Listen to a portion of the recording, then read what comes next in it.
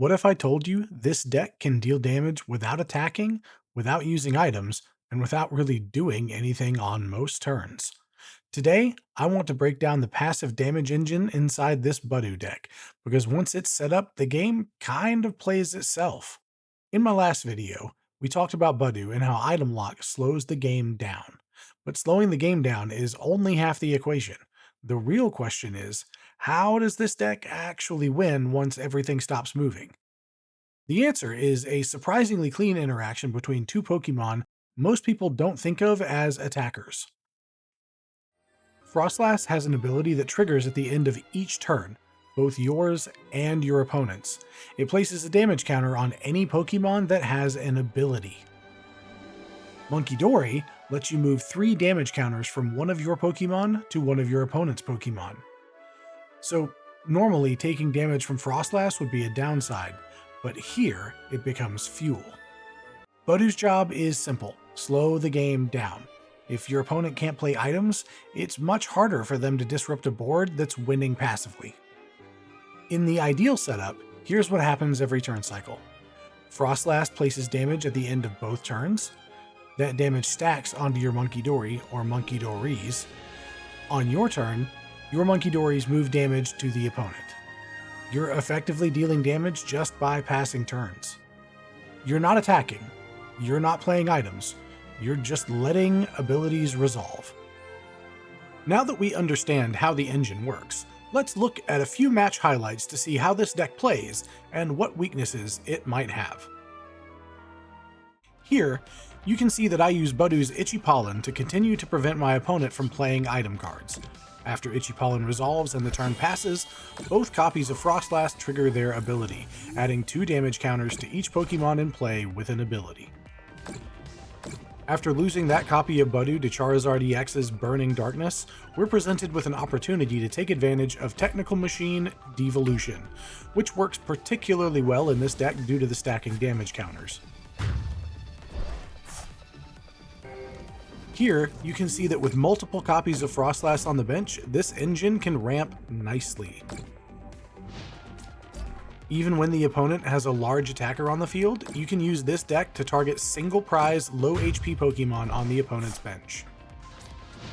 Ideally, even when your opponent has a large attacker out on the field, Budu's Item Denial can stall the game while your damage counters stack. Here, my opponent has a Charizard active, but with no energy for its attack, and all items for energy retrieval are currently unplayable. However, this deck is not infallible. For one, your opponent can still play supporter cards, so you're still subject to disruption via cards like Boss's Orders and Iono, which is definitely something to keep in mind.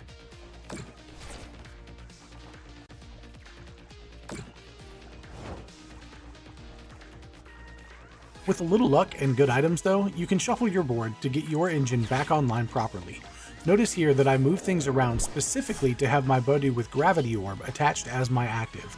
I want that Charizard in the active spot with a high retreat cost and no energy, leaving my opponent with little choice but to pass the turn. Finally, we get to victory. While Pokemon TCG doesn't have a diverse pool of win conditions like some other trading card games, I would classify this deck's path to pulling prize cards as the road less traveled. Here, you can see me take my final prize card by again knocking out a Pokemon from my opponent's bench.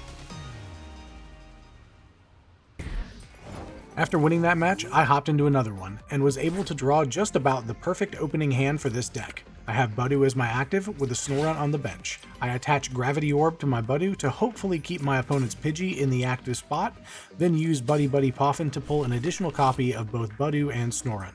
With Arven in hand to play next turn, I can pull a Technical Machine Devolution to prepare to deal with my opponent's Charizard, as well as a Precious Trolley to fill out my bench with copies of Munkidori.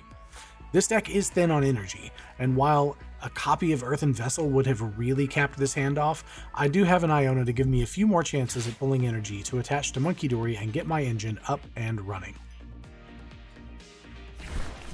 Another potential limiting factor of this deck, depending on the cards you draw, is the chance of ending up with Munkidori and Froslass on the bench, but no energy in sight.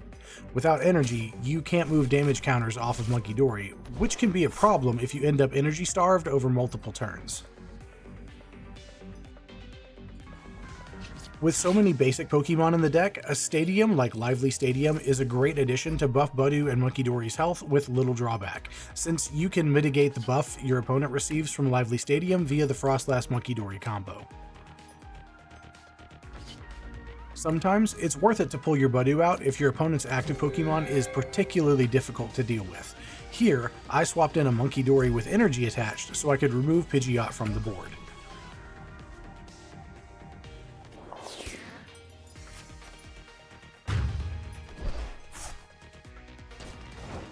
Because this deck focuses on slowing the game to a crawl, Counter Catcher is an excellent choice, because you are often behind your opponent in terms of prize cards until your damage counters start to become an issue.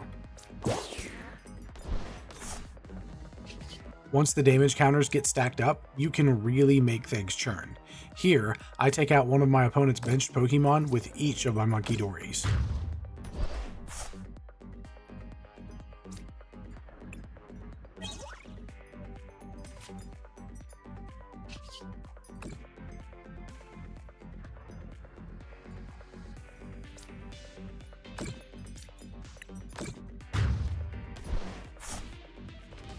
Finally, I'm able to again use Technical Machine Devolution to remove my opponent's Charizard and take my last prize card.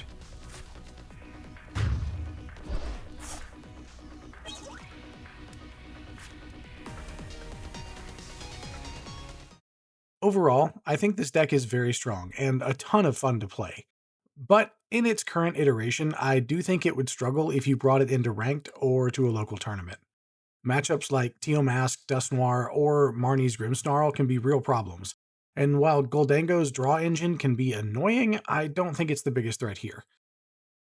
For competitive play, I'd want to rotate in a few tech options, things like Blood Moon Ursaluna, Rellor and Rabsca, Pheasantipity for additional draw, or even Psyduck as a Dusknoir counter. Exactly what you choose really depends on the meta you expect and which weaknesses you're trying to shore up. So, I'm curious what you think. Do you see this deck holding up in competitive play, or do you think it falls short against the current meta? Let me know how you'd tune it in the comments. And if you've watched this far, thank you. I genuinely appreciate it, and I'll see you in the next one.